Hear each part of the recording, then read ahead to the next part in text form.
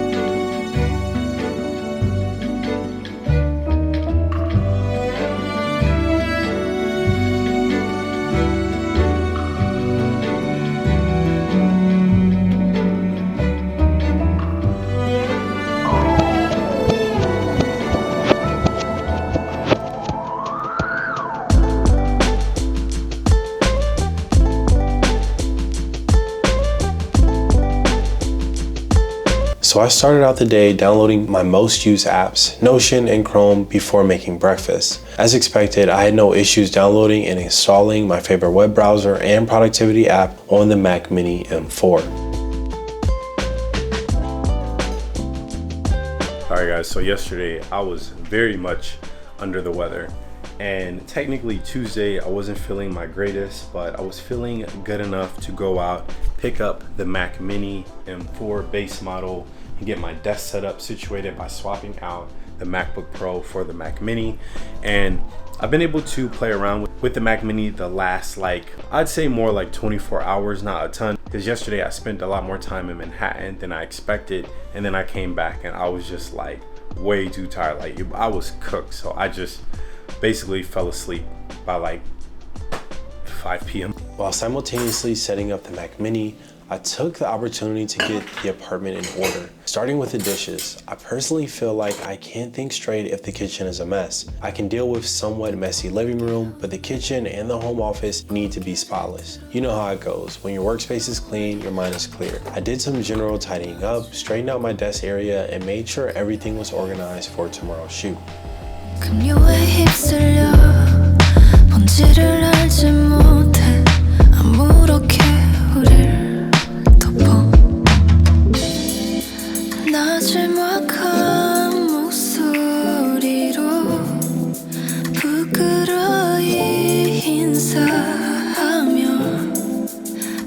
I've been really focused on my nutrition lately. Made this absolutely incredible omelet as my first meal of the day, hitting those macro targets while actually tasting amazing.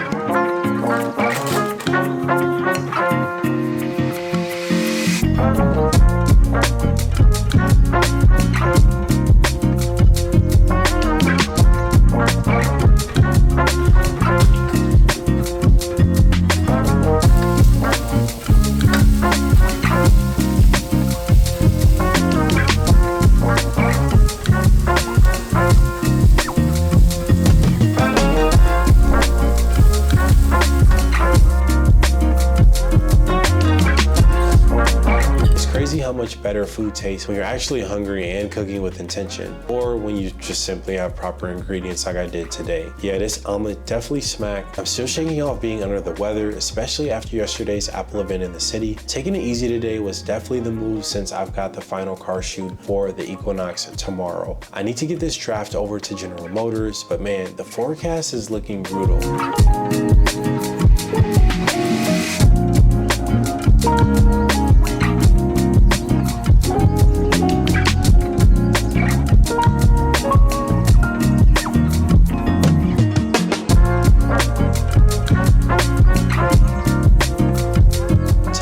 Nearly freezing temperatures. Not exactly ideal conditions, but sometimes you gotta embrace the challenge, and at least it's gonna be sunny tomorrow. For now though, it's all about rest and recovery to make sure I'm ready to battle those temperatures tomorrow. Now you guys know I said I had a goal of running 25 kilometers this week. Unfortunately, that's looking real slow. However, today is all about getting settled with the creative workflow on the Mac Mini. I kick things off by installing all my go-to productivity and creative apps: Flow, Adobe Creative Cloud, Premiere Pro, Lightroom Classic, and Photoshop. The installation process was pretty smooth, which was a good first impression given how resource heavy the Creative Cloud applications can be, and it only took around 10 minutes or so to download all 4 of the Creative Cloud applications. I also enjoyed using Apple Intelligence hands-free with Siri opening up the Flow Pomodoro timer using voice commands.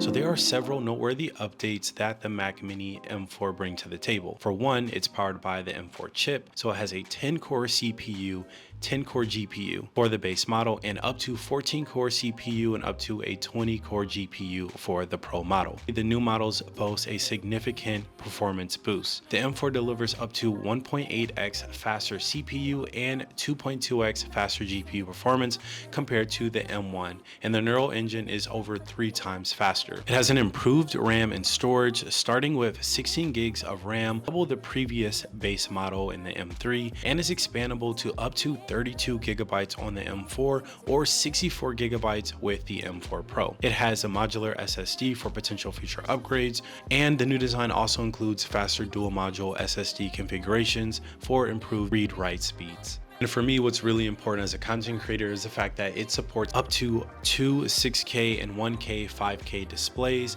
on the M4 and up to 3 6K displays the M4 Pro chip in the Mac Mini. Now, I don't think I would ever have 3 6K displays, but nonetheless, when it comes to supporting an external display, it's pretty future-proof. I'm not sure it'll be great for gaming, but I am expecting it to perform okay, at least for the base model in terms of scrubbing through my Premiere Pro timeline, exporting, rendering footage, playback speeds, which is important for those who are in the content creator or just creative space, whether it's Premiere Pro, Lightroom, or Photoshop. So if this video is interesting to you at all, give it a thumbs up because I'm really excited to see what it's like to build out a few small, or you could say pet projects with the base Mac Mini M4. All right, so I'm gonna step away from the Mac Mini for a little bit because I actually have to pick up this car that I've been loaned from Chevy. So shout out to Chevy for loaning me the Equinox 2025. And we've been working on a campaign the last week and I'm really excited. And this is the last day. And it's, of course, the warm days in New York were Tuesday and Wednesday. And they were the rainiest days, like almost impossible to film. And then today is beautiful and sunny, but it's brick. Like I think the high is 42, which isn't horrible. And we'll be in the car most of the time. So hopefully we'll be toasty enough to withstand this really cold weather in New York to film the last day of this campaign. But I'm really excited. The weather app does say it's windy and I don't even want to look at, it's not focusing. I don't even want to know what it says the temperature feels like. It feels like 26. So I hope you all are enjoying this, you could say, a new series where I'm no longer working in tech. And this is what my week in a life look like after being a software engineer and working a 9 to 5.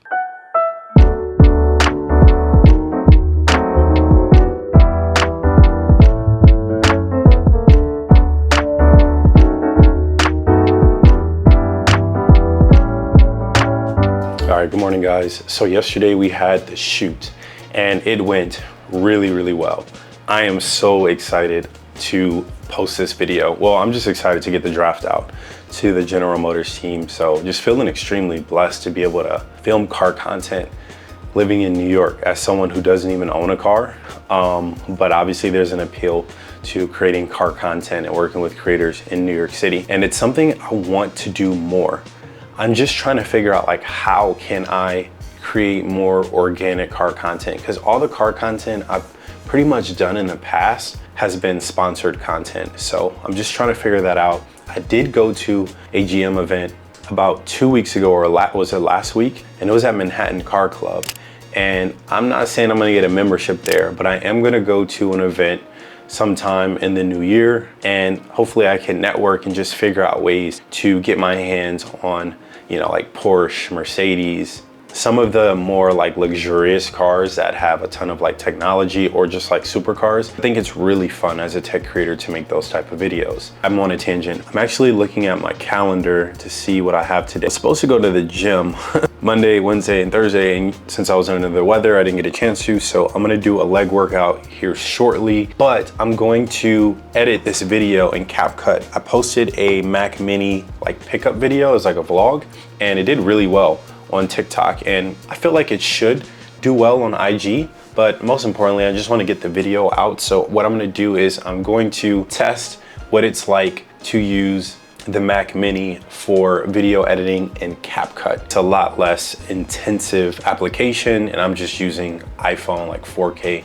24 frames per second footage. Last night the Mac Mini did get hot enough to fry an egg. All right, I didn't get that hot, but I was editing 4K 10-bit footage. So I have to look at how large the actual Premiere profile was. It did struggle once I started rendering and exporting footage. I think it did a decent job with exporting. After I did my second render and second export, the Mac Mini started freezing up and lagging and just moving really slow, which is sort of expected for the base model. I don't expect it to be able to scrub, render, and export footage as well as the M3 Pro chip, considering this is just the M4 chip. Like I mentioned earlier, I really do want to put the Mac Mini M4 through its paces with a coding, like software development setup. I don't want to do that for this video because I think that should be its own video, which is why I'm focused on the more creative and like logistical administrative tasks. So like using Notion, browsing through Safari, installing productivity applications, and doing light video editing.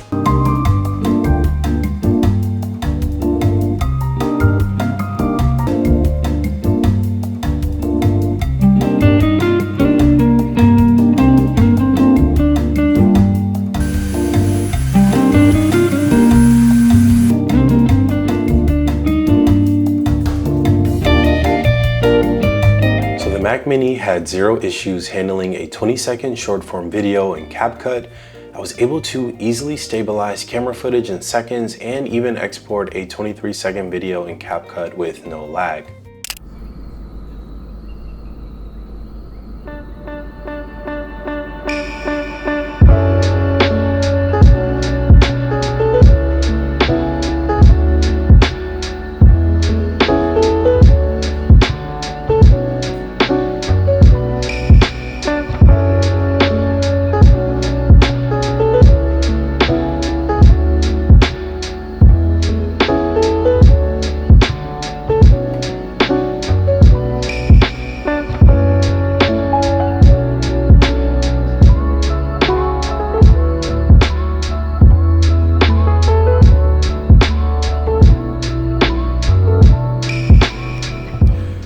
So since we got the whip, I figured I'd pull up to Queens and go to one of my favorite vintage furniture stores, probably my favorite furniture store in all of New York, called Linje in New York City. And yeah, it's just pretty far in Queens, so it would just take maybe 40 minutes to take a train. And I haven't came here in a long time. It's been like maybe almost 8 months now, maybe even longer than that actually. They carry a few of my favorite brands like Herman Miller and USM. And my favorite thing about this store is, one, the location. It's nice to be able to come to Queens because I'm never in this borough. The store is beautiful. It's basically laid out how I would lay out our home if we had a massive loft space. And I came here specifically for the Erman Miller canopy, like kitchen table. I think the table's perfect outside. The legs are black and we prefer silver, but let's see when we get in the store.